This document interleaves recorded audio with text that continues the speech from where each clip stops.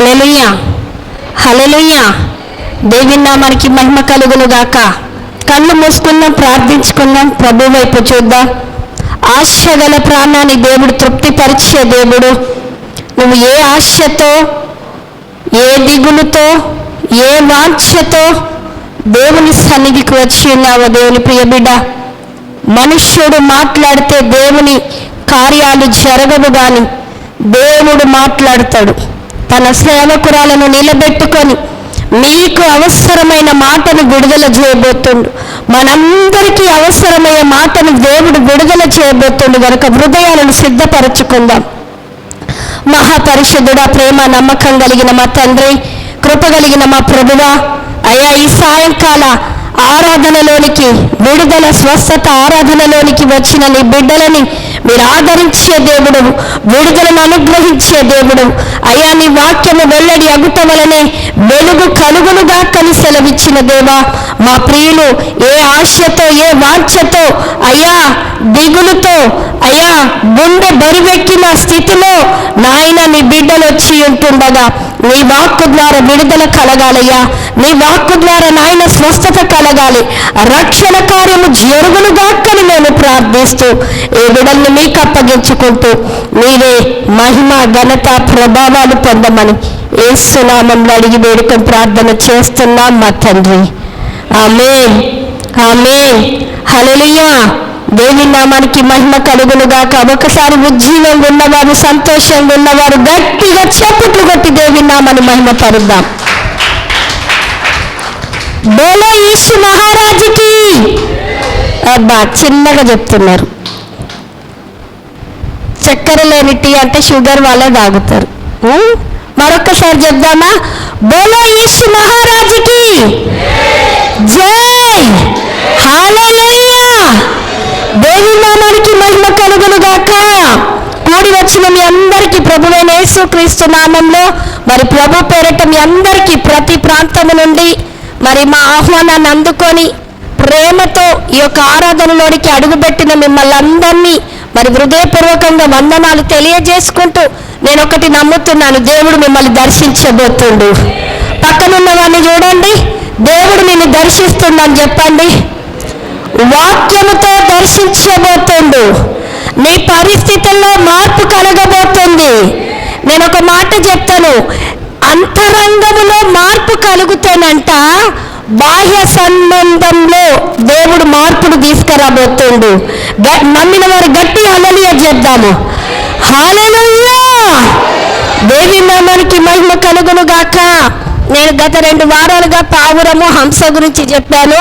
మరి ఈ వారము దేవుని ఆత్మలో ప్రేరేపింపబడి బలమైన వర్తమానం మీ ముందుకు తీసుకొని వచ్చాను.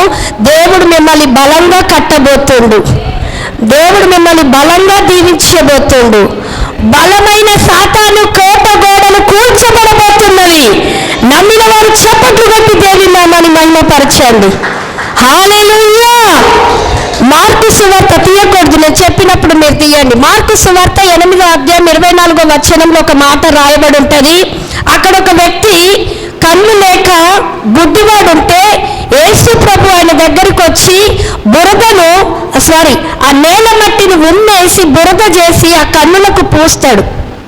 పూసి పక్కన వెళ్ళి కడుక్కొని నువ్వు చూసుకో అన్నప్పుడు ఆ కన్నులు కడుక్కొని చూస్తున్న వ్యక్తి గుడ్డివాడికి ఏం కనబడుతుంది అని యేసుప్రభు అడిగితే యేసుప్రభు అడిగిన దానికి ఆ గుడ్డివాడు ఏం సమాధానం చెప్పాడు తెలుసా? చెప్తారా? మనుషులు నాకు కనబడుతున్నారు అన్నాడు. మనుషులు చెట్ల వలె కనబడుతున్నారు అన్నాడు. ఏమన్నాడు? మనుషులు చెట్లలా కనబడుతున్నట్టు. రెండోసారి మళ్ళీ ఆ యొక్క మరి చేసి చూపించినప్పుడు దేవుడు మళ్ళీ అద్భుతం చేస్తే మనుషులు తేటగా కనబడ్డట్టు 8వ అధ్యాయం 24వ వచనము ఆ మార్కు సువార్తలో రాయబడింది. నేను ఎందుకు ఈ మాట చెప్తానంటే, మనుషులు దేని రకంగా కనబడ్డారట? చెట్లు. ఒక చెట్టు గురించి చెప్తాను. ఆ చెట్టులో ఉన్న బలమైన విశిష్టమైన లక్షణము మనం ఈరోజు కలిగి ఉంటే సాతానుడు నిన్ను ఏమి చెయ్యడు. ఆమేన్. ఏదో చెయ్యాలనుకుంటూ వస్తాడు. వానికి దేవుడు ఆ కోట గోడలు, ఆ సాతానికి ఉన్నటువంటి ఆ ఏమంటారు ఎరికో గోడలన్నీ కూల్చివేస్తాడు. ఆమేన్. మన జీవితంలో ఉన్న ఎరికో గోడను సాతాను కట్టాలనుకుంటుండు, ఏవో చెయ్యాలనుకుంటుండు దుర్గాలలాగా. కానీ యేసు ప్రభు వారు మాట్లాడుతూ ఉన్నారు, నిన్ను బలం చేసి, నిన్ను బలవంతురాలిగా చేసి, నిన్ను బలవంతుడిగా చేసి సాతాను కోట గోడలను కూల్చివేయబోతుండు. ఆమేన్. హల్లెలూయా. దేవి నామానికి మహిమ కలుగును గాక. ఆదికాండం 12వ అధ్యాయము, ఒకసారి ఆ మాటను చదువుకొని ముందుకు వెళ్ళాలని ప్రభు పేరిట నేను ఆశపడతా ఉన్నాను. ఆదికాండం 12వ అధ్యాయము 6వ వచనం. అప్పుడు అబ్రహాము షెకెము నందని ఒక స్థలము దాకా దేశ సంచారం చేసి మోరే దగ్గరనున్న సింధూర వృక్షము వద్దకు చేరెను. ఆమేన్. అక్కడ అబ్రహాము సంచారం చేస్తూ మోరే దగ్గర ఉన్న ఏ వృక్షం అంట చెప్పాలి? సింధూర వృక్షము. అది అండర్లైన్ చేసుకోండి. ఈరోజు సింధూర వృక్షము క్రైస్తవుడికి, విశ్వాసికి ఏ రకంగా దేవుడు ఆత్మీయ లక్షణాన్ని నింపాలని ఆశపడతా ఉన్నాడు. నేను కొన్ని చెట్లను ధ్యానించాను. బైబిల్లో చాలా రకాల చెట్లు ఉన్నవి. నేను ధ్యానించింది 9 రకాల చెట్లను నేను ధ్యానించాను. అందులో మొదటిది సింధూర వృక్షము. హల్లెలూయా. చాలా చెట్లు ఉన్నాయి. చాలా చెట్లు క్రైస్తవుడికి, విశ్వాసికి పోల్చదగినవి. అందులో ఉన్న ఆత్మీయ అర్థాలు మానవుడిగా మనం తీసుకోవాలి, ఒక క్రైస్తవురాలిగా మనం తీసుకోవాలని ప్రభు వారు కోరుకుంటూ మోరే దగ్గరకు ఉన్నటువంటి సింధూర వృక్షం దగ్గరికి అబ్రహామును నడిపించాడు.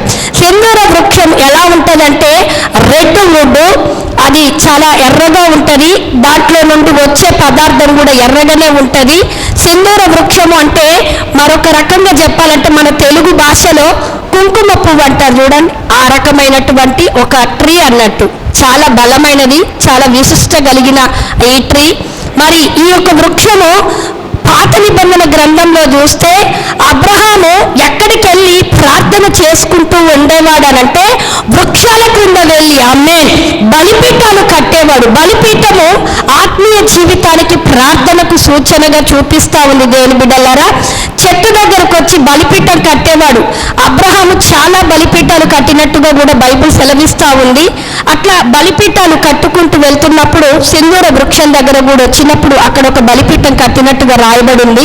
సింధూర వృక్షం కింద బలిపీఠం కట్టినప్పుడు దేవుడు మాట్లాడేటువంటి మాట, దేవుడు ఇచ్చినటువంటి సూచన ఏంటిది అనే మాటను మీకు తెలియజేయాలని నేను ఆశపడుతూ యెహోషువ గ్రంథం 24వ అధ్యాయంలో, యెహోషువ గ్రంథం 24వ అధ్యాయం 26వ వచనములో అక్కడ యెహోషువ మాట్లాడుతూ అక్కడ ఇశ్రాయేలుకు తెలియజేసినటువంటి ధర్మశాస్త్ర గ్రంథములో ఉన్నటువంటి వాక్యాలన్నీ కూడా సింధూర వృక్షం కింద దానిని అక్కడ ఏం పెట్టాడంటే నిలిపి ఉంచాను అనే మాటను రాయబడింది. ఒకసారి చదువుకుందాం సిస్టర్. యెహోషువ గ్రంథం 24వ అధ్యాయము. నేను కొంచెం ఇంట్రడక్షన్ చెప్పి మిమ్మల్ని లోతుల్లోనికి నడిపించాలని ప్రభు పేరిట నేను ఆశపడతా ఉన్నాను. యెహోషువ గ్రంథం 24వ అధ్యాయము 26వ వచనము తీసావమ్మా. దేవుని ధర్మశాస్త్ర గ్రంథములో ఆ వాక్యములన్నీ వ్రాయించి పెద్ద రాతిని తెప్పించి యెహోవా పరిశుద్ధ స్థలములోనున్న సింధూర వృక్షము క్రింద దానిని నిలువబెట్టి. యెహోషువ కాలంలో ఏం చేశాడంటే ధర్మశాస్త్రంలో ఉన్నటువంటి వాక్యాలన్నీ రాపించి ఒక పెద్ద రాతిని తెచ్చి ఆ వృక్షం కింద రాతిని పెట్టి, రాతి మీద పెద్ద పలకను, ఆ పలక మీద దేవుని యొక్క ధర్మశాస్త్రంలో ఉన్నటువంటి వాక్యాలను రాపించి ఇశ్రాయేలు ప్రజలు మర్చిపోకుండా, మరి వాళ్ళు విడిచిపోకుండా ఆ పదాలు, ఆ వాక్యాలు చదివేటట్టుగా యెహోషువ వారికి అవలంబించాడు. అంటే దీన్ని బట్టి నేను చెప్పాలనుకున్న మాట ఏంటిదంటే, మొదటిది సింధూర వృక్షము. అలనాడు ఆయన భక్తులు ప్రార్థన చేసుకోవడానికి సింధూర వృక్షం. మరి యెహోషువ గ్రంథం అంటుంది దేవుని వాక్యాలు, దేవుని యొక్క నిబంధనలు, దేవుని యొక్క వాగ్దానాలను ఈ సింధూర వృక్షం కింద దేవుడు నిలిపి ఉంచెను అని రాయబడింది. అంటే క్రొత్త నిబంధన ప్రకారం మనం వచ్చినప్పుడు యేసు క్రీస్తు రక్తము ఎరుపా తెలుపా? సింధూర వృక్షము ఎరుపు. యేసు క్రీస్తు రక్తం క్రింద నీవు ప్రార్థన చేస్తున్నప్పుడు ఆయన మీకు తెలియజేస్తున్నటువంటి మాట ఏంటంటే, ఎవరైతే, ఏ బిడ్డైతే, ఏ క్రైస్తవుడైతే, ఏ విశ్వాస అయితే ఆయన రక్తంలో కడగబడి ఎక్కడ వెళ్ళొద్దు కానీ దేవుని సన్నిధిలో మొరపెడుతున్నప్పుడు అమ్మే నిబంధన నీతో చేస్తాడట, వాగ్దానము నీతో చేస్తాడట, నీతో మాటలు మాట్లాడతాడట. సింధూర వృక్షం కింద అలనాడు భక్తులు ప్రార్థన చేసి వాగ్దానాలు నిబంధనలు తీసుకొని వచ్చిన రీతిగా క్రొత్త నిబంధనకు వచ్చేసరికి యేసు క్రీస్తు అనే రక్తం కింద కడగబడిన ప్రతి విశ్వాసి, ప్రతి క్రైస్తవుడు మనం ఏం చేయాలంటే ప్రార్థనలో ఉంటున్నప్పుడు దేవుడు నీ కుటుంబానికి తగ్గట్టుగా, నీ జీవితానికి తగ్గట్టుగా నిబంధన వాక్యాన్ని, వాగ్దానం అనే మాటను దేవుడు బయలుపరచబడబోతుంది. ఆమేన్, హల్లెలూయా. దేవుని నామానికి మహిమ కలుగును గాక. అయితే ఈ యొక్క సింధూర వృక్షంలో ఉన్నటువంటి గొప్ప అమూల్యమైన మొట్టమొదటి మాట ఏంటిది అనంటే, ఆ చెట్టు ఎంత 30 అడుగుల ఎత్తుగా ఎదిగి అది తుఫాన్లు వచ్చినా, వరదలు వచ్చినా, గాలి వచ్చినా స్టెబిలిటీగా ఉంటుందంట. స్టెబిలిటీ, స్థిరత్వంగా ఉంటుందంట. అటు ఇటు ఎట్టు ఊగిపోదట. అలానే అది కదిలినట్టుగా కదులుతుంది, దాని స్టాండర్డ్లోనే అదే ఉండిపోతుందంట. సింధూర వృక్షానికి ఉన్నటువంటి గొప్ప లక్షణం ఏంటంటే స్థిరత్వము సింధూర వృక్షానికి ఉంటుందట. ఆమేన్. క్రైస్తవులకి ఈరోజు ఏది స్థిరత్వం ఉండాలి, దేంట్లో స్థిరత్వం ఉండాలనే మాట నేను తెలియజేయాలని నేను ఆశపడతా ఉన్న దేవుని బిడ్డలారా. మొదటిది, మన హృదయం స్థిరంగా ఉండాలి. ఏముండాలి? క్రైస్తవులకి హృదయం స్థిరంగా ఉండదు. రెండవది, మనసు స్థిరంగా ఉండాలి. మూడవది, విశ్వాసము స్థిరంగా ఉండాలని ప్రభు వారు మాట్లాడుతూ ఉన్నారు. దేవుని బిడ్డలారు, హృదయం అనేది ఎట్లుండాలట? స్థిరంగా ఉండదట. స్థిరంగా లేకపోతే నువ్వేమైపోతావనే మాట నీకు తెలియజేయాలని నేను ఆశపడతా ఉన్నా. కీర్తన గ్రంథం 78వ కీర్తన 36వ వచనం చదువుకుందాం. 78వ కీర్తన 36వ వచనం. అయినను వారి హృదయము ఆయన ఎడల స్థిరముగా ఉండలేదు. ఆయన నిబంధనను వారు నమ్మకముగా గైకొనలేదు.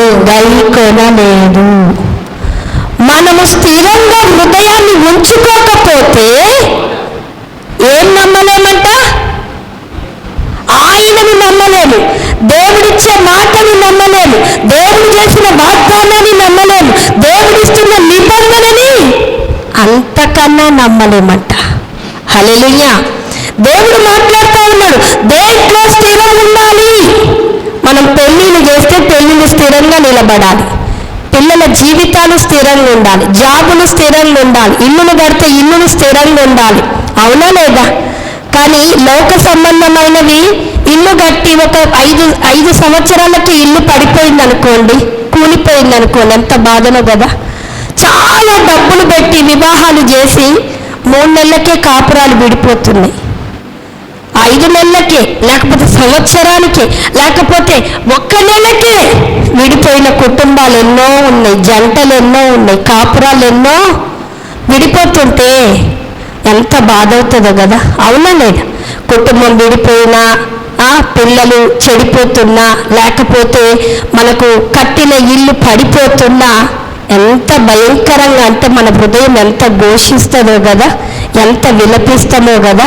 దేవుడు మాట్లాడుతున్నాడు, భూ సంబంధంగా నువ్వు తెచ్చుకున్న ఆశీర్వాదం నిలబడకపోతే నువ్వంతా రొమ్ములు బాదుకొని ఏడ్చే ఆ పరిస్థితులు నీకు ఎదురవుతున్నాయి కదా.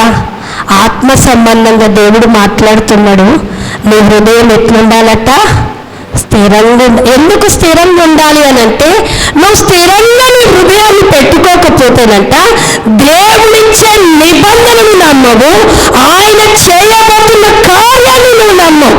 అందుకే దేవుడు అంటున్నాడు, నేను చేసేది నువ్వు నమ్మాలి, నేను ఇచ్చేది నువ్వు నమ్మాలి అంటే నీ హృదయము నా ఎడల స్థిరంగా ఉండాలట. స్థిరంగా లేకపోతే మరి సింధూర వృక్షం కాదు కానీ ఇంకొక వృక్షం అయిపోతావు. ఏ వృక్షమో తెలుసా? మీకు తెలుసుంటుంది, అది చెడ్డ వార్త. లోకంలో పొద్దున్న లేసినప్పటి నుంచి మంచి వార్తలు వింటున్నారు. మేము మంచి వార్తలు వింటున్నాం అన్న వాళ్ళు ఒకసారి హల్లెలూయా చెప్తారా? అబ్బా, హల్లెలూయా లేదంటే మీరు ఎక్కడున్నట్టు చెప్పండి. పాస్టర్ గారు ఉదయం లేచి పనులన్నీ చేసుకొని ఫ్రెష్ అయిపోయి టీ టీవీ ఆన్ చేశారు. టాయ్ న్యూస్ వచ్చేసింది. ఏంటిది అని అంటే తెలుసు మీకు, ఇజ్రాయెల్ దేశము విరుద్ధమైన శత్రు దేశము మీదికి భయంకరమైన యుద్ధం జరుగుతున్నట్టు. దేనికండి అన్న, 2 దేశాల మీద యుద్ధాలు జరుగుతున్నాయి. లేస్తే మీరు న్యూస్ చూస్తున్న టీవీలో కానీ న్యూస్ పేపర్లో కానీ అవే న్యూస్ సెల్ ఫోన్లో కానివ్వండి, ఎంత చెడ్డ వార్తలు వస్తున్నాయో.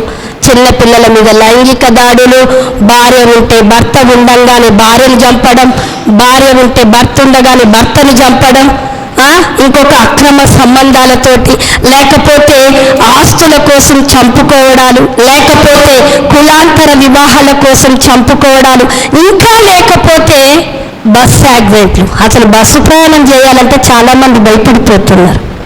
ఒక్కసారి బస్సు ప్రయాణం జరిగింది, ఒక్కసారి బస్సు యాక్సిడెంట్ అయింది, వరుసగా అదే జరుగుతుంది.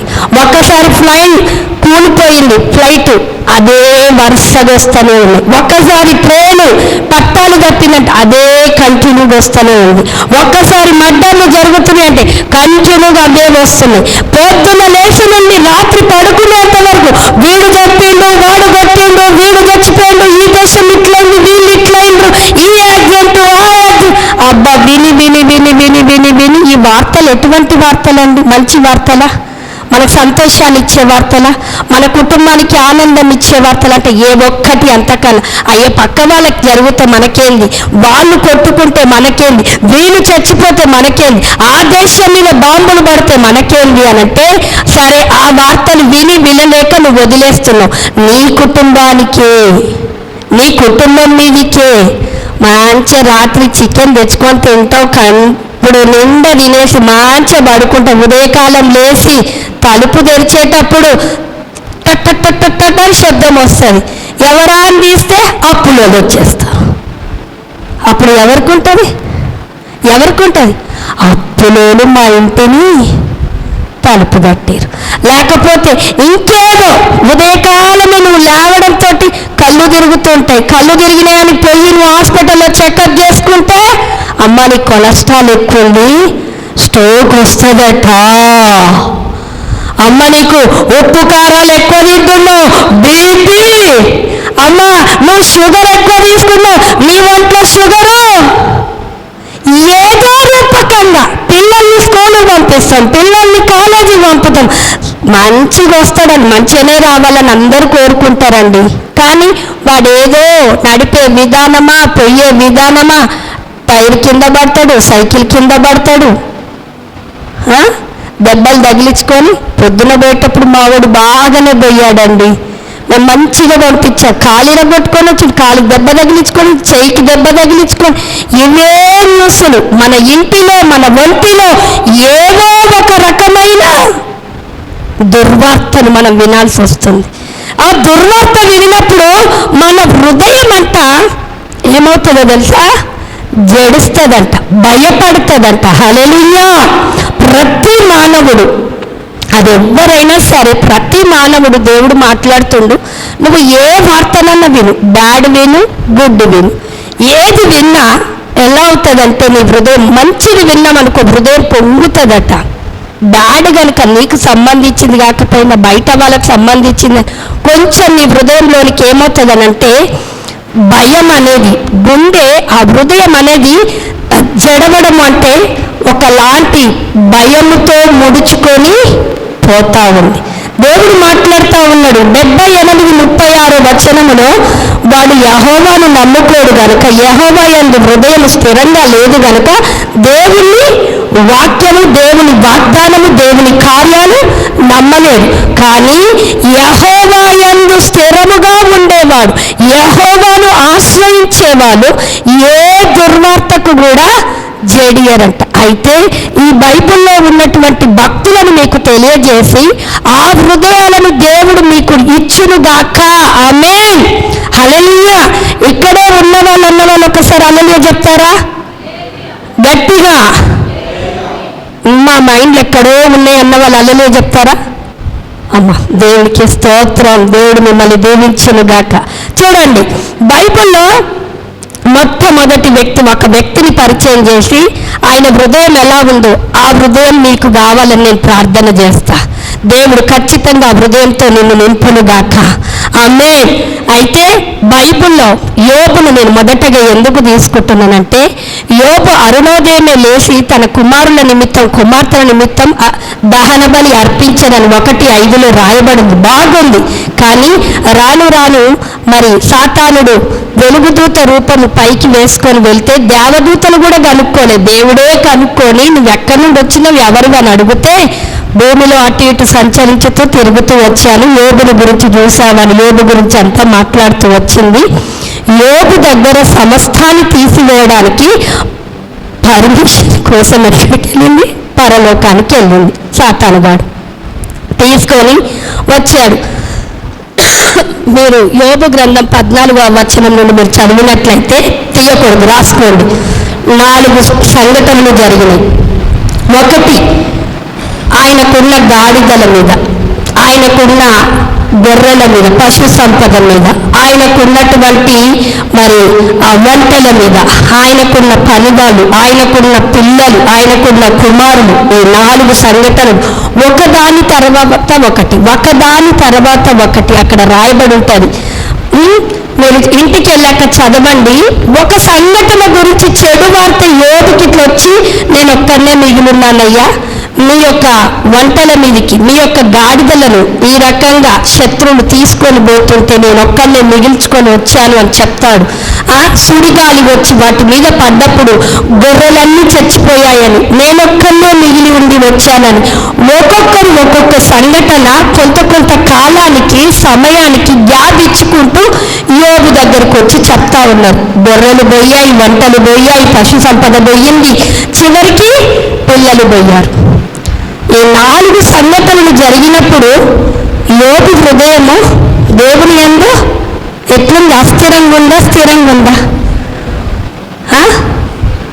మన ఇంట్లో మనకి ఏదన్నా జరిగితే ఆ ప్లేస్లో మనం కూడా పెట్టుకుందాం.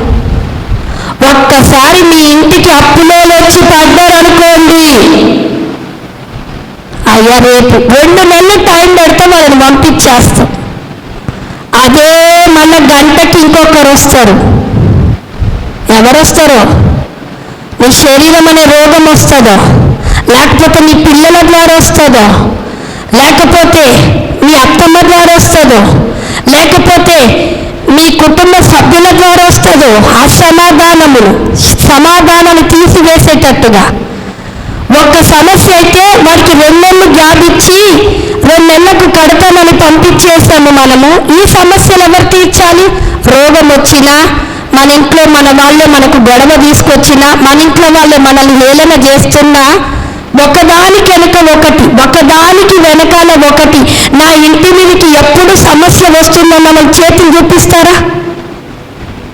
ఒక్క సమస్య కూడా రావట్లేదా? ఒక్క సమస్య వస్తుందండి, రోజు లేవగానే ఒక్క సమస్యలను ఎదుర్కొంటున్న వాళ్ళు చేతులు చూపిస్తారా? అమ్మ మీరు చాలా ధన్యులు, యోబు కన్నా ధన్యులు, ఎందుకంటే ఏ సమస్యలు లేవు కదా. యోబుకైతే ఒక సమస్య వెనకాల ఒకరి తర్వాత ఒకరు వచ్చి సమాచారం అందిస్తుంటే యోబు హృదయాన్ని నేను ఆలోచించా.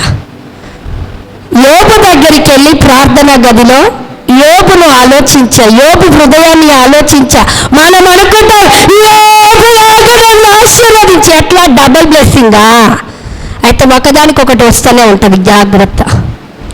యోబులాగా 2 నన్ను ఆశీర్వదించు అని ప్రార్థన చేసే ప్రతి క్రైస్తవుడికి తెలియజేస్తున్నా, యోబులాగా ఒకదాని వెనకాల ఒకటి నీకు శ్రమ వస్తుందో, కష్టం వస్తుందో, ఇరుకొస్తుందో, ఇబ్బంది వస్తుందో, యోబులాగా యెహోవా యందు స్థిరంగా ఉన్నావా? ఒక్క సమస్య వస్తే అసలు దేవుడు ఎక్కడున్నాడు? మనం ఎన్ని డైలాగులు పెడుతున్నా తెలుసా? దేవుడు ఉన్నాడా? అసలు నా ప్రార్థన వింటుండా? నా ప్రార్థనకు అసలు దేవుడు కఠినుడు? మనమే అన్ని స్టేట్మెంట్లు ఇచ్చేస్తాం, అవునా లేదా? యోబు ఇచ్చాడా? 4 ఆ సంఘటనలు జరుగుతుంటే నాకు అనిపించింది, యోబు నీ హృదయం ఎంత బలమైనది. దుర్వార్తకు జడియలే ఆమెనందాం, దుర్వార్తకి పక్కనున్న వాళ్ళు చూడండి, యోబు దుర్వార్తకు జడియలేదని చెప్పండి. అయ్యా చెప్పండి. యోబు మనమైతే ఒక్క దుర్వార్తకి జడిస్తున్నాం అంటే మన హృదయం ఎట్లుందో మనకు అర్థమవుతుంది. యోబు దుర్వార్తకు జడియకుండా యెహోవా యందు స్థిరం ఉంచుకున్నాడు కనుక అందుకే చివరికి భార్య అంటుంది, చచ్చిపోరాదు, ఏముంది నీకు ఇంకా యథార్థతను వదలేకుండా చచ్చిపో అంటుందండి. భార్య సహకారిగా ఉండాల్సిన భార్య కూడా అంటుంటే మూర్ఖురాలు మాట్లాడినట్టు మాట్లాడుతున్నాం. దేవుని వలన మనము మేలులే అనుభవిస్తామా కీడును? దేవుని యందు మన హృదయం స్థిరంగా ఉంటేనంట అసలు దేవుడు కీడు చేస్తుండా సాతాను కీడు చేస్తుండా ఎవరు కీడు చేస్తుందో మనకు తెలియదు, కానీ మౌనంగా యాక్సెప్ట్ చేస్తామంట, అంగీకరిస్తామంట. ఆమేన్. అయ్యా నువ్వు నాకు ఎన్ని శ్రమలు తీసుకొచ్చినా ఎంత కష్టము తీసుకొచ్చినా నేను నిన్ను విడువను. ఆమేన్. హల్లెలూయా, హల్లెలూయా. అందుకే హెబ్రీ పత్రిక అంటుంది, నిన్ను విడువను నిన్ను అని ఎవరినంటాడో తెలుసా? ఈ మాట అల్లోలని అంటాడు, అందరిని అనడు. ఏ మాట అనాలే? ఎన్ని వచ్చినా నేను నిన్ను విడవని అంటాడు. ఎన్ని వచ్చినా నేను నిన్ను మరవను ప్రభువా అని చెప్పే భక్తులకు ఇచ్చింది వాగ్దానం. ఆమేన్. అందరికీ ఇస్తే మనోళ్ళు ఎట్టయిపోతారు తెలుసా? నాయన నేను ఏసీలో ఉన్నా ఇప్పుడు కూర్చున్న దగ్గరనే నాకు డబ్బులు రావాలి, కూర్చున్న దగ్గరనే మనకు అన్నీ రావాలంట. యోబుకు వచ్చిన ఆ నిందలు, ఆ యోబుకు పడ్డ ఆ శ్రమలను బట్టి ఆయన హృదయం ఎట్లా ఉందట? దేవుని యందు స్థిరంగా ఉండిపోయింది. అందుకే అనుకున్నాడు, దేవుడు అనుకున్నాడు, నేను అనుకుంటానే ఉన్నా యోబు, నేను నిన్ను దీవించాలనుకున్నా, కానీ సాతానుడు ఒక్క మార్గం ఎన్నుకొని వచ్చిండు. నువ్వు తూర్పు దిక్కులో ఒక్కడే గొప్పవాడివైను, నువ్వు ఈ మాటతో నా సింహాసనాన్ని కదిలించావు చూడు. ఊజు దేశమంతటా కూడా యోబును ఆశీర్వదించాడంట. ఆమేన్. హల్లెలూయా. మొదటగా శ్రమ రాకముందుకు ఆ యొక్క యోబు ఊజు దేశంలో తూర్పు దిక్కు గొప్పవాడయ్యాడు. ఈ 4 సంగతులు జరిగాక దేవుని యందు విశ్వాసము, దేవుని హృదయాన్ని ఆనుకొని ఉంటే ఈ దేవుడు అంటున్నాడు, అబ్బా నీ అంత విశ్వాసం, నీ అంత స్థిరంగా ఉండేదాన్ని చూస్తుంటే నిన్ను నేను ఒక్క దిక్కు కాదు 4 దిక్కుల్లో నేను వ్యాపింపజేయబోతున్నా. ఆమేన్. హల్లెలూయా.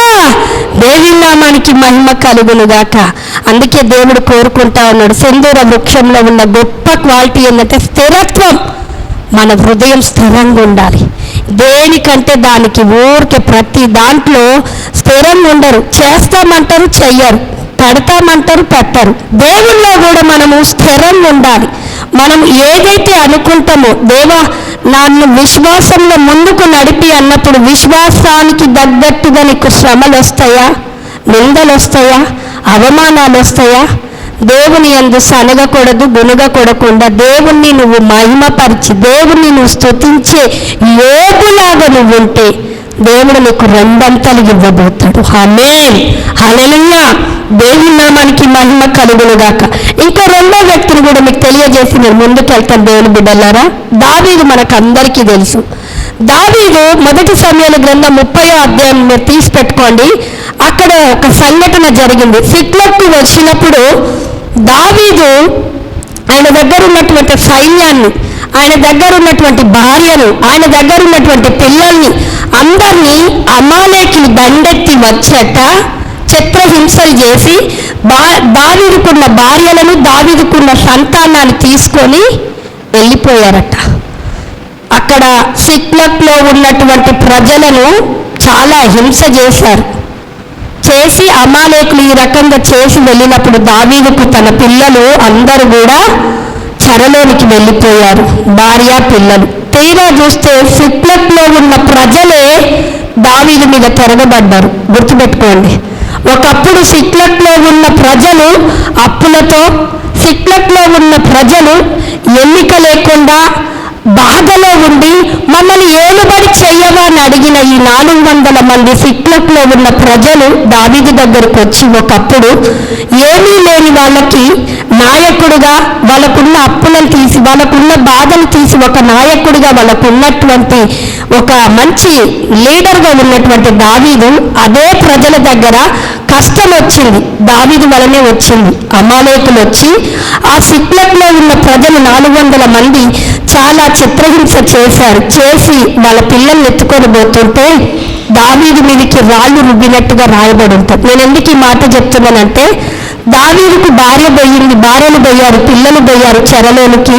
పోనీ అదే ప్రజలు ఒకప్పుడు వాళ్ళకు అప్పులు లేకుండా, ఒకప్పుడు వాళ్ళకు ఏమి బలము లేనటువంటి ప్రజలకి బలము కలిగి, బలమునిచ్చి, అప్పులను తొలగించి ఒక బాగా బంధువుడుగా నిలబడ్డ దావీదు వాళ్ళకు శత్రువయ్యి రాళ్ళు పట్టుకొని ఉంటే దావీదు ఎంత బాధపడుతున్నాడో తెలుసా? దావీదు ఎంత హృదయం దోషిస్తూ ఉందో తెలుసా? అసలే ఆయనకు భార్యలు వెళ్ళిపోయారు, పిల్లలు వెళ్ళిపోయారు చెరలోనికి. ఆదుకోవలసిన ప్రజలు కూడా తిరగబడ్డప్పుడు అక్కడ రాయబడిన మాట ఏంటో తెలుసా? అదొక మాట చదివి నేను ముందుకు వెళ్ళాలని నేను ఆశపడతా ఉన్నా. ఆ మాటను చదివి నేను ముందుకు వెళ్తాను. 1 సమూయేలు గ్రంథం 30వ అధ్యాయము 6వ వచనం చదవండి సిస్టర్. దావీదు మిక్కిలి దుఃఖపడెను, మరియు తమ కుమారులను బట్టి కుమార్తెలను బట్టి జనులకందరికి ప్రాణము విసిగినందున రాళ్ళు రువ్వి దావీదుని చంపుదము రండని వారు చెప్పుకొనగా, దావీదు తన దేవుడైన యెహోవాను బట్టి ధైర్యం తెచ్చుకొనెను. ఆమేన్. ఎక్కడి నుంచి వచ్చింది ధైర్యము? ఒక దిక్కు భార్యలు వెళ్ళిపోయారు, భార్యలు అని రాయబడింది, పిల్లలు వెళ్ళిపోయారు. ఒక దిక్కు ఆదుకున్న ప్రజలే రాళ్ళు పట్టుకొని ఎవరిని చంపడానికి వస్తారు? దావీదు హృదయం ఎట్లుండాలో తెలుసా? నీరు గారిపోవాలి. దావీదు హృదయం ఎట్లుండాలో తెలుసా? బలహీనమైపోవాలి. కానీ అదే సమయంలో దావీదు హృదయం ఎట్లుందంట? బలము తెచ్చుకొని, ధైర్యము తెచ్చుకొని, యెహోవా దేవునికి ఏం చేశాడట? అమ్మ, నా కొడుకు నాకు అన్నం పెట్టకుండా నన్ను ఇంట్లో నుండి తరిమేశారండి అన్న తల్లిదండ్రులు ఎంతమంది లేరు? కొడుకును పెద్ద చేస్తే కొడుకును చూడలేని తండ్రులు ఉన్నారు, తండ్రులను చూడలేని కొడుకులు ఉన్నారు, కూతుర్లు ఉన్నారు. ప్రేమగా పెంచుతారు, ప్రేమగా అల్లారు ముద్దుగా పెంచినటువంటి కుమారుడు కావచ్చు, కుమార్తె కావచ్చు, నీ కుటుంబ సభ్యులు కావచ్చు, లేకపోతే నీ తోడబుట్టిన వాళ్ళు కావచ్చు, సన్నిహితంగా ఉంటూ ఒక్కసారి చిన్న సమస్య వల్ల యుద్ధాలు చెలరేగితే నేను వాళ్ళని ఎంత ప్రేమించాను, వాళ్ళని నేను ఎంతగా ఇష్టపడ్డాను, వాళ్ళే నా ప్రాణం అనుకున్నా, వాళ్ళే నన్ను ఈరోజు శత్రువుగా చూస్తూ ఉన్నారు చూడు, వాళ్ళకు నేను ఇష్టం లేకుండా ఉన్నానని చెప్పి మనం రాత్రంతా ఏడ్చినా చెప్పండి దినాలు ఉంటాయి. రాత్రంతా ఏడుస్తాం. రాత్రి ఎందుకు ఏడుతాం? ఆమె నన్ను ఇట్లా అన్నది ప్రభో, ఈయన ఇట్లా అన్నాడు ప్రభో, వీళ్ళు ఇట్లా చేసిన ప్రభో, నా కొడుకు ఇట్లా అన్నాడు ప్రభో, నా కూతురు ఇట్లా అన్నది ప్రభువా, నేను ఏం చేసిన ప్రభు అని ఏడ్చే స్వభావం ఈరోజు ఉండద్దని మాట్లాడుతుండే దేవాది దేవుడు. ఆమేన్. ఏ హృదయం ఉండాలంటే ఎన్ని నీ ఇంటిలో ఎదురవుతాయో, నీ తోబుట్టుల ద్వారా, నీ ఇంటి ద్వారా, లేకపోతే నువ్వు ప్రేమిస్తున్న వ్యక్తుల ద్వారా నీకు నిందలు ఎదురైనప్పుడు ఆమేన్. దావీదులాగా ఎట్లుండాలట? ప్రార్థన చేసే హృదయం నీకు ఉండాలట. ఆమేన్. ఈరోజు నేను దేవాది దేవుని దగ్గర నుంచి తీసుకొచ్చిన మాటలు ఏంటిదనంటే, మీ హృదయము యోబు హృదయములాగుండును గాక. శ్రమ మీద శ్రమ వచ్చిన పరిస్థితులు నన్ను కఠినంగా మారుస్తున్న యోబు హృదయము నాకు దేవుడు ఇచ్చెను గాక. హల్లెలూయా. రెండవది, నీ ఇంటి వారు నిన్ను హింసిస్తే, హేళన చేస్తే, నిందలు పెడితే, నిన్ను అవమానిస్తున్నప్పుడు దావీదు హృదయం రావాలట. చప్పట్లు కొట్టి దేవుని నామాన్ని మహిమపరచ. ఏ హృదయం అండి? ఇప్పుడు నువ్వు ఏ హృదయాన్ని కలిగి ఉన్నావో దేవుడు నిన్నే అడుగుతున్నాడు. యోబు హృదయం లేకపోతే, దావీదు హృదయం లేకపోతే మనము దేవుని యందు స్థిరబద్ధులము కాలేము. స్థిరబద్ధులుగా లేకపోతే మనం ఎలా ఉంటామో తెలుసా? చూడండి, గాలి కొడితే ఆకు ఎలా ఉంటుందో తెలుసు కదా. ఆకు చెట్టు నుండి రాలిపడ్డ ఆకు ఎలా ఉంటుంది? గాలి కొడితే ఏ వైపు గాలి కొడితే ఆ వైపే వెళ్తుంది. అదే రాయి పెట్టండి, చెప్పండి, రాయి పెట్టండి, నువ్వు గాలి కొట్టినా అది స్థిరంగా ఉంటుంది. అందుకే పేతురుని ఏమన్నాడో తెలుసా? ఏమన్నాడు? నువ్వు ఆకువు కాదు కానీ కేశాలాగుండునుగాక అన్నాడు. నీ హృదయము దేవుని ఎలా ఉండాలంటే స్థిరంగా ఉన్నప్పుడు పరిస్థితులకు నీవు కేశ రాయిగా మార్చబడతావు. ఆమేన్. మనిషి కొడితే దెబ్బ తగులుతుంది. ఆమేనండి. అయ్యో మాకు తగలేదంటే పక్క వాళ్ళని ఒకసారి తట్టి చూడండి. అవునా లేదా? అవును అన్నాను. అమ్మేనండి ఒకసారి మీరు స్పందించండి. అదే రాయిని ఒక దెబ్బ కొట్టు, రాయికి తగులుతుందా దెబ్బ నీకు తగులుతుందా? అవి మా వాడు వేసి చూపిస్తుంది అక్కడ. రాయికి తగులుతుందా నీకు తగులుతుందా దెబ్బ? అందుకే దేవుడు అంటుండు, నా యందు విశ్వాసం ఉంచు, నీ హృదయాన్ని బలముతో నింపుకో, దేవుని వాక్యముతో నీ హృదయం రాయి అవుతుంది. ఆమేనండి. ఏ పరిస్థితిని మీదికి తీసుకొస్తుందో సాతానుడు వాడికే దెబ్బ తగలబోతుంది అంటున్నాడు. నువ్వు రాయిలాగా బలం ఉంటావా, వాడు నేను కొట్టేటట్టు కొడతావా? చెప్పండి. రాయిని వాడి హృదయం రాయండి. ఆమేనండి. ఏ విషయంలో? సాతాను విషయంలో నువ్వు రాయివైపోతావు. దేవుని విషయంలో నువ్వు ఆత్మ సంబంధమైన విషయంలో దేవుని వాక్యము చేత నువ్వు స్థిరంగా ఉంటుంటే నీ హృదయం గట్టి ధనములోనికి వచ్చి. అందుకే నేను అనుకుంటాను, దావీదా నీకెక్కడిది ఆ హృదయం అంటే, నా హృదయం రాయి. ఆమేన్. అందుకే సాతానుడు ఎన్ని రకాలుగా నా మీదకి వస్తున్నాడో వాడికే దెబ్బ తగులుతుంది. ఎవరికి తగులుతుంది? మీరు అప్పుడప్పుడు పరిస్థితి మీద పరిస్థితి నీకు వస్తుంటే నీ హృదయం ఏంటిదట? చెప్పండి. నా హృదయం రాయి అని చెప్పేసి భర్త అన్నం వండేది అని అంటే, నేను రాయినండి. అది కాదండి మళ్ళీ నేను అన్నది. భర్తలారా, భార్యలారా, నేను ఆ విషయాలు చెప్పట్లేదు. సంగమా, దైవ జనులారా, దైవ ప్రియ జనమా, నేను ఆ మాటలు చెప్పట్లేదు. దేవుని విషయాల్లో నువ్వు స్థిరంగా ఉంటే, ఆత్మ సంబంధమైన విషయాల్లో దేవుడి మీద నువ్వు నీ హృదయాన్ని స్థిరంగా పెట్టుకుంటే, సాతాను విషయాలలో నువ్వు రాయిగా మార్చబడతావు. ఒకసారి ఆమేనందాం. హల్లెలూయా. దేవుని నామానికి మహిమ కలుగును గాక. యేసు క్రీస్తు ప్రభువారు నడుచుకుంటూ వెళ్తా ఉన్నారు. 12 మంది శిష్యులు వెళ్తా ఉన్నారు. ఊరంతా వెళ్తా ఉన్నారు. సమూహం అంతా వెళ్తా ఉంది. వెళ్తా ఉంటుంటే ఎక్కడికి వెళ్తున్నాడు? ఒకానొక వ్యక్తి వచ్చాడు. ఏమన్నా తెలుసా? అయ్యా, మా కూతురు చాలా సిద్ధంగా ఉందయ్యా, నువ్వు వచ్చి బాగు చేయవా? చేతులుంచి ప్రార్థన చేయి. ఏమంటుండు? చేతులుంచి ప్రార్థన చేయాలంటుంటే, సరే వస్తా నడువన్నాడు. తీసుకొని పోతుంటే ఆయన వెనకాల ఎవరెవరు ఉన్నారు చెప్పండి? 12 మంది శిష్యులు. రెండవది ఊరు జన సమూహము. ఇంతమంది వస్తూ ఉంటుంటే అక్కడ మీరు కింద ఒక మ్యాటర్ చదివినట్లయితే, ఆ 12 మంది శిష్యులు ఊరంతా కిక్కిరిసి మీద పడుతుంటే 12 ఏళ్ళు రక్తం గారిన స్త్రీ ఆయన వస్త్రపు చెంగు ముట్టుకొని ఆమె స్వస్థపడిందని, దేవునిలో నుండి ప్రభావం ఆయనలోనికి వెళ్ళిపోయిందని, ఆమెలోనికి వెళ్ళిపోయిందని దేవుడు ఇంకా అక్కడ ఆలస్యం చేసిండు. ఇది ఎవరికి వెళ్ళింది, ఎట్లా వెళ్ళింది, ఏంటిదని కనుక్కునేదాకా వెళ్ళలే ప్రభువారు. తర్వాత ఆమె చెప్పింది, ఆమెను సమాధానం గలదానివే వెళ్ళిపో అని చెప్పాడు. మార్కు సువార్త 5వ అధ్యాయంలో రాయబడి ఉంటుంది. మీరు 35 వచనం నుంచి 43 వచనాల వరకు చదివితే ఆయన తీసుకొని పోతుంటే ఇన్ని సంఘటనలు జరిగినాయి. ఎవరికి? యాయిరు కుమార్తె చనిపోయింది. యాయిరు ఎవరు? సమాజ మందిరపు అధికారిలో ఒక్కడు. ఆమేన్.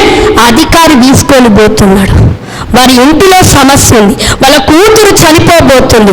ఈయన చేతులు పడితే గాని నా కూతురు బాగా, అందుకే తీసుకొని పోతుంటే 12 ఏళ్ళు రక్తం గారిన స్త్రీ ఎదురైంది. ఆమె స్వస్థత పొందుకుంది. ఇవన్నీ అయిపోయింది. ఇంటిలో నుండి ఒకరు వచ్చేశారు. టకాల్లో చేసి యాయిరికి వచ్చి ఏం చెప్తున్నారో తెలుసా? ఏం చెప్తున్నారు?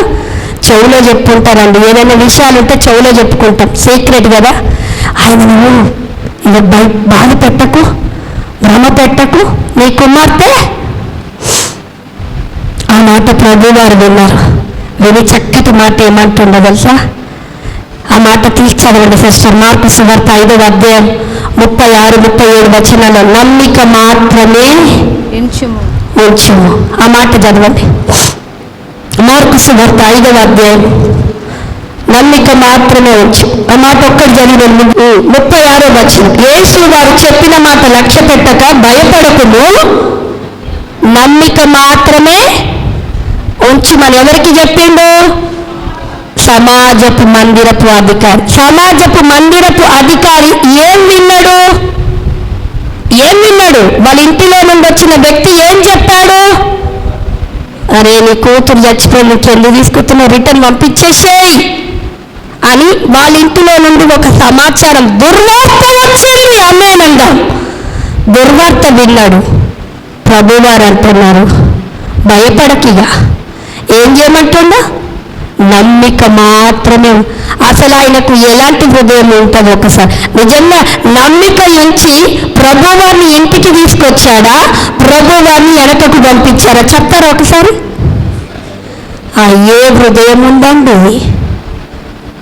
మనం బైబిల్ చదివితే సమాజపు మందిరపు అధికారి కుమార్తె చచ్చిపోయారు, యేసు ప్రభు వచ్చాను, ముట్టెను, బాగు, అవి కాదు మనం చదివేది. వాళ్ళ అంతర్గతంలోనికి వెళ్ళాలి. ఏ హృదయం ఉంటే, ఏ ధైర్యం ఉంటే, నా భాషలో ఏ దమ్ముంటే తీసుకుపోయిందండి. డాక్టర్లు చెప్తారు 2 రోజుల్లోనే చచ్చిపోతాడు, 1 రోజులోనే చచ్చిపోతాడు. ఇక ఈ మెడిసిన్ పని చేయదు. 6 నెలలే, 3 నెలలే కోర్టు కేసులు అంటాయి. అమ్మా విడాకులు ఖచ్చితం. డాక్టర్లు అంటారు బ్రతకరు. అమ్మా నేను అంటాను, మరణాన్ని శాసించి ఓడించి లేచిన నా యేసయ్య. చప్పట్లు కొట్టి దేవుని మహిమపరచండి. ఏ యేసయ్యండి మరణమును ఓడించిండు, సిలువలో ఓడించిండు. నీ ఇంటిలో మరణము లాంటి వార్తలు వింటున్నావేమో. నీ కుటుంబ పరిస్థితి అయిపోయింది, నీ జీవిత పరిస్థితి అయిపోయింది, నీ బిడ్డల పరిస్థితి అయిపోయింది, నీ భవిష్యత్తు కథం అని చెప్తున్నాడేమో సాతానుడు. దేవుడు అంటున్నాడు కథములో కథని సృష్టించబోతుండు. జయో యేసు రక్తం. గట్టిగా చప్పట్లు కొట్టండి. నేను కథం అన్న దగ్గర దేవుడు నీ కథ తిరగరాయబోతుండు, కథ సృష్టించబోతుండు. మనం పాట పాడతాం కదా, ఏ పాట? కథ మొత్తము.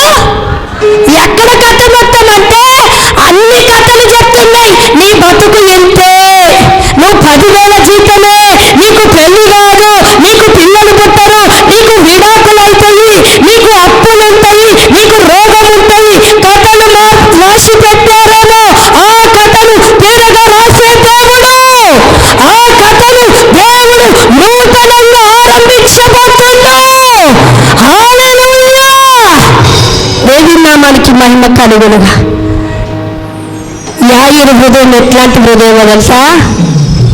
దమ్మున్న హృదయం. యేసు క్రీస్తును ఇంటిలోనికి ఆహ్వానించిన హృదయము. ఆమేన్. మరణములో నుండి జీవములోనికి దాటించే యేసయ్యను ఇంటిలోనికి ఆహ్వానించిన హృదయం అండి. మీ అప్పులు పోతాయండి. ఆమేనండి. అప్పులు ఎంతమందికి మీ చేతులు ఎత్తండి. మీ అప్పులు పోతాయి. నా అప్పులను తొలగించే దేవుడు అండి. ఆమేన్. హల్లెలూయా. మన నిమిత్తం ఆయన దరిద్రుడయ్యిందట. ఎవరి నిమిత్తం అయ్యిండో? నీ నిమిత్తము దరిద్రుడయ్యిందంటుండ. నీ నిమిత్తము ఆ దారిద్రత మనము అనుభవించకుండా యేసయ్య కలువరి సిలువలో అనుభవించాడండి. ఆయనలో ఉన్న శ్రీమంతురాలు నేను శ్రీమంతురాలిగా చేయబోతుండు. ఆమేన్. హల్లెలూయా. దీర్ఘకాల వ్యాధులతో నువ్వు చచ్చిపోతావని అంటున్నారేమో, డాక్టర్ల చేత నువ్వు విడవబడుతున్నావేమో, నా యేసయ్య అంటుడు చావవు, సజీవుడవై యెహోవా క్రియలు వివరించబోతున్నాను. హల్లెలూయా. నాకు వివాహమయ్యి 3వ నెలకే 24 గంటల కడుపు నొప్పి. 24 గంటల కడుపు నొప్పి, మామూలు కడుపు నొప్పి కాదు. ఆ పేగు మామూలుగా ఆపరేషన్ చేస్తే తీయచ్చు, కానీ పేగులు ఇలా ఉండే పేగులు బాల్ లాగా రౌండ్గా చుట్టుకొని ఆ పేగు లోపల కట్ చేసే పేగుంది. ఆపరేషన్ చేసినా చచ్చిపోతారు, చెయ్యకపోయినా వివాహమై 3వ నెలకే పరిస్థితులు భయంకరంగా మారిన నా యేసు వైపు నేను చూశాను. ఏమన్నా తెలుసా, నా హృదయం దేవుడిని ఆనుకోనుంది. ఆమేన్. మరణాన్ని శాసించి జీవము పోసిన నా యేసయ్య. ఆమేన్. మరణాన్ని ఓడించిన నా యేసయ్య. ఆమేన్. ప్రార్థన ఒకటే చేశాను. ఏమన్నా తెలుసా, బ్రతికిస్తావు నన్ను. నేనేమి గంటల ప్రార్థన చేయలే, నేనే మోకాల ప్రార్థన చెయ్యలే, నేనెవరికి ప్రార్థన రిక్వెస్టులు పంపించలే. నా భర్త గారిని అడగండి. ఒకే ఒక్క మాట నాకు తెలిసింది, ఒకే ఒకటి. ఏంటిదో తెలుసా, స్వస్థపరచు యెహోవా ఆయన ఒక్కడే. మేడం ఒకటే చెప్పింది, చేసినా చచ్చిపోతుంది, చెయ్యకపోయినా చచ్చిపోతుంది. ఒకటే నమ్మాము, నాకు ఆపరేషన్ లేకుండా నువ్వు స్వస్థపరచాలి. ఏం చేయాలి? ఆపరేషన్ లేకుండా. మీరు నమ్మండి, 3 రోజుల ట్రీట్మెంట్ జరిగింది నాకు హాస్పిటల్లో. ఎంత భయంకరంగా వేదనతో నేను అనుభవించాను. ఈ స్టేజ్ నిలబడుకున్న స్టేజ్ మొత్తం వంగిపోయి కూర్చున్నా, నిలబడి అసలు బాడీ అంతా పాయిజన్లోకి ఎక్కుతుంది, గ్రీన్ కలర్లో అవుతుంది తెలుసా. ఆ పెయిన్ నేను ఎలా ఉందో నేను అనుభవించి చెప్తున్నాను. మరణము నన్ను సమీపించింది. డాక్టర్ నన్ను ముట్టుకుంటే నేను చచ్చిపోతాను, ఎవరైనా నన్ను ముట్టుకుంటే నేను చచ్చిపోతాను, కేకలు పెడుతున్నాను. వీల్ చైర్లో తీసుకెళ్తుంటే పైకి నా మనసు నాకు ప్రేరేపించేది. చైర్లో నుండి బయటికి పై అంతస్తు నుండి కింద దుంకుతే చచ్చిపోతే బాగుందన్న ప్రేరేపణ. వాటన్నిటిని సమాధి చేసి బెడ్ మీద నేనుండి సెలవును పెడతా ఉంటే, ఆ నరము కూడా దొరకకుండా కూర్చుతా ఉంటుంటే, నా యేసయ్య నన్ను స్వస్థపరుస్తాడు, నన్ను మరణానికి అప్పగించడు అని ఒకే ఒక విశ్వాసం నా నరాలలో పేరుకుపోయిందండి. అదే విశ్వాసంతో దేవుడు నన్ను సజీవ లెక్కలో ఉంచి ఆపరేషన్ లేకుండా స్వస్థపరిచాడు. ఆమేన్. హల్లెలూయా. నేను ఎందుకు ఈ మాట చెప్తున్నానో తెలుసా, ఆపరేషన్ చేసి సక్సెస్ అయ్యి దేవుడు స్వస్థపరుస్తాడు, కానీ నా విశ్వాసం ఏంటిదో తెలుసా, ఆపరేషన్ లేకుండానే నన్ను స్వస్థపరచాలి. ఎప్పటికీ నాకు ఆ నొప్పి రాలి, ఎప్పటికీ నేను ఫాస్టింగ్ ప్రేయర్స్ చేస్తా, ఏనాడు ఆ నొప్పిని ఎన్నడూ నాకు రుచి చూపించలేదండి. ఆమేన్. ఒక్కసారి దేవుడు ఆ ముళ్ళును తీశాడా, మళ్ళీ ఆ ముళ్ళు నీ శరీరంలోనికి రాదు. ఒక్కసారి నీ కుటుంబంలో ఆ ముళ్ళును తీసేశాడా, మళ్ళీ ఆ కుటుంబంలోకి ఆ ముళ్ళు రానే రాదు. హల్లెలూయా. దేవుని నామానికి మహిమ కలుగునుగాక. అందుకే నేను రుచి చూసి స్వస్థతను అనుభవించి నా యేసయ్య ఎవరు అనంటే, నాకు అద్భుతాలు చేసే దేవుడు, నాకు మంచి చేసే దేవుడు. ఒకవేళ చెయ్యకపోయినా ఆయనే నా దేవుడని నా విశ్వాసం అండి. అందరం లేచి నిలబడదామా? ఈరోజు నీ విశ్వాసం ఎట్లా ఉండాలంటే, సుందర వృక్షము, స్థిరమైన వృక్షము, యోబు లాంటి హృదయం ఉందా, దావీదు లాంటి హృదయం ఉందా, యాయీరు లాంటి హృదయం ఉందా? ఈరోజు దేవుడు నేను అడుగుతా ఉన్నాడు, ఏ హృదయం అంట? యోబు హృదయమా, దావీదు హృదయమా, యాయీరు హృదయం? యాయీరులో శ్రమ వచ్చింది, ఆ శ్రమ ఇంకా పెద్దగైపోయింది. కొన ఊపిరితో ఉంటేనన్న ప్రార్థన అనుకున్నాడు, ఊపిరి పోయినా యేసయ్యను ఆహ్వానించిండు. ఆమేన్. నీకు ఊపిరి తీసుకోలేనటువంటి సమస్యలు వస్తున్నా నా యేసయ్య దేవుడు నీకు ఊపిరిని ఇవ్వబోతుండు, ప్రాణాలు నిలబెట్టబోతుండు, కుటుంబాలను నిలబెట్టబోతుండు. ఎక్కడ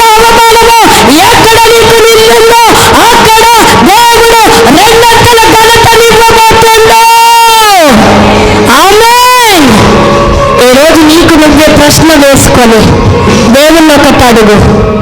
ఏ హృదయం కావాలంట మనకు? ఏ హృదయం అంట? యోగ హృదయం. అప్పుడప్పుడు ప్రార్థన చేయండి, నాకు యోగ హృదయం కావాలి, దావీదు హృదయం కావాలి. మూడోది ఏంటిదట? యాయిరు హృదయం. మనం ఆశీర్వాదాలు అడుగుతాం, ఏమన్నా తెలుసా? దావీదు ఆశీర్వాదం ఇయ్యయ్యా, యోగు ఆశీర్వాదం ఇయ్యయ్యా.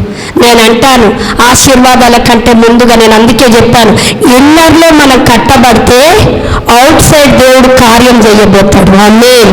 వాళ్ళు ఇన్నర్లో కట్టబడ్డారు, అందుకే బాహ్య సంబంధంగా దేవుడు బయటికి బహిర్గతం చేయబోయాడు. ఆమేన్. హల్లెలూయా.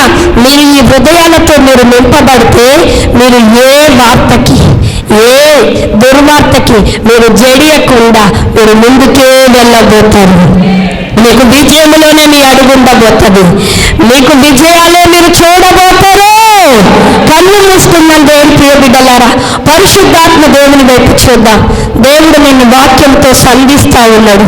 నువ్వు అప్పులు అనుకుంటున్నావా, పేదరికం అనుకుంటున్నావా, కుటుంబంలో ఆర్థికంగా ఎంత మానసిక ఒత్తిడి ఉన్నా దేవాది దేవుడు నీతో మాట్లాడుతూ ఉన్నాడు. దేవుడు బిడ్డ, నేను నడిపించే దేవుడను నేను, నేను లాభమెచ్చు దేవుడను నేను, నేను స్వస్థపరచు దేవుడను నేను, నేను పోషించు దేవుడను నేను, నేను కట్టే దేవుడను నేను, నీ కుటుంబాన్ని లాభమెచ్చే దేవుడను నేను, నీ భర్తకు రక్షణనిచ్చే దేవుడను నేను, నీ పిల్లలకి మారు మనసునిచ్చే దేవుడను నేను.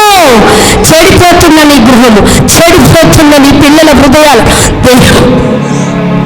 దేవుడు బాగు చేసే దేవుడిగా ఉండబోతుంది. ఈ రాత్రి కాలం దేవుడు నిన్ను దర్శించబోతుంది. నువ్వు ఏ వాంఛతో ఈ సన్నిధిలో అడుగు పెట్టావో ఈ హాల్లో దేవుడు నిన్ను తాకుతున్నాడమ్మా. దేవుడు నిన్ను తాకుతా ఉన్నాడు. నీ అప్పులో నుండి, లేమిలో నుండి దేవుడు నిన్ను లేవనెత్తబోతుంది. నువ్వు లేవనెత్తబోతుంది. నువ్వు నమ్ము, నువ్వు నమ్ము. దేవుడు నీ జీవితంలో మార్గము తెరవబోతుండు, నూతన మార్గము తెరవబోతుండు, నూతన మార్గము తెరవబోతుండు. ఫైనాన్షియల్ ద్వారం దేవుడు అప్పులున్న వాళ్ళు మీ కుడి చేతిని పైకెత్తండి. నేను మీ కొరకు ప్రార్థించబోతున్నాను. అప్పులున్నవారు దేవుని ఎడల నీ హృదయం స్థిరంగా ఉంటే దేవుడు అంటున్నాడు, నేను కార్యం చేయగా త్రిప్పివేసేవాడు లేడు. మనుషుల ఆలోచనలు, సాతాను ఆలోచనలు యేసు నామములో ఇప్పుడు లయమైపోవునుగాక. దురాత్మ శక్తులను, అంధకార శక్తులను యేసు నామములో లయమైపోవునుగాక, లయమైపోవునుగాక. ప్రతి అప్పులను తీసుకొస్తున్నా, లేవలేకపోతున్నా, ఆ కట్టుటకు శక్తిని తీసుకురాకుండా చేస్తున్నా, దురాత్మను బంధిస్తున్నా. దేవుడు కార్యం చేయబోతుంది. దేవుడు కదా, మీ అప్పు విషయంలో దేవుడు కార్యం చేయబోతుంది. దేవుడి సన్నిధి ఇక్కడ ఉంది, దేవుడి ఆశ ఉంది, దేవుడి ఆత్మ కదులుతా ఉంది, దేవుడి ఆత్మ కదులుతా ఉంది.